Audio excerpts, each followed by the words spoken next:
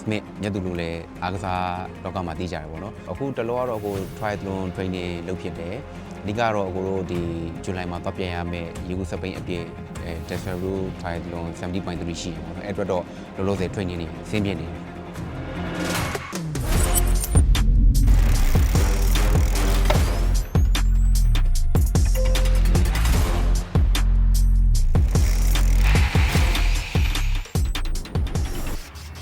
ရေကူးကနေအရင်ဆုံးစပြီးပြန်ရမှာဖြစ်တဲ့အတွက်ရေကူးက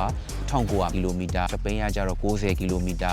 အပြေးကတော့21ကီလိုမီတာပေါ့နော်အခုဒီပွဲကတော့ excited ဖြစ်တယ်အရင်ပွဲတွေထက်ဆိုင်အရင်ပွဲနေနှုန်းကကျတော့ကိုယ်တိုင်ပဲသွားပြီးတော့ဒီ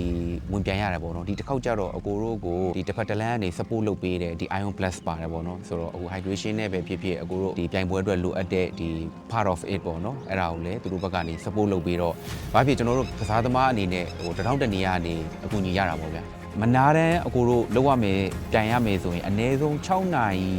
ကနေ9နာရီခွဲလောက်ထိကြာနိုင်တယ်တော်တော်များများက triathlon ကခတ်တယ် triathlon ကပင်ပန်းတယ်ပေါ့နော်အဲ့လိုမျိုးလူမျိုးတွေကျွန်တော်ဘာကိုပြောချင်လဲဆိုတော့ပထမချက်ကိုယ့်ရဲ့အားနည်းချက်ကိုသိဖို့လိုတယ်ရေဘူးနီးပြနဲ့သင်ဖို့လိုတယ်စပိန်အားနည်းဆိုရင်စပိန်ကြောင့်လေးလာဖို့လိုတယ်အပြေးကတော့ဘယ်နေရာမှာထွန်းရတယ်ပေါ့နော်အဲ့တော့ကျွန်တော်ပြောချင်တာကအာယုံမပြိုင်ပွဲဆိုတာမခတ်ပါဘူးထင်တော့လေ heavy မဟုတ်ဘူးလူတိုင်းလုံနိုင်တဲ့ကစားနည်းဖြစ်တဲ့အတွက်ဒီကစားနည်းကိုပါဝင်ကြည့်ပါစမ်းကြည့်ပါလို့ပြောချင်ပါတယ်ဒီအားကစားကိုစိတ်ဝင်စားတဲ့သူတွေကိုလည်းကျွန်တော်ပြန်ပြီး sharing လေးပြန်လုပ်ပေးတယ်ပြီးတော့ကူညီလို့ရတဲ့ဘက်ကလည်းကူညီပေးတယ်အခုတော့ပြိုင်မဲ့သူတွေကနေအတွေ့အကြုံနေသေးတဲ့သူတွေအတွက်လည်းရလောက်တော့ပြောပေးတာပေါ့နော်အဲ့တော့ဘာဖြစ်ဖြစ်နောက်နှစ်တွေ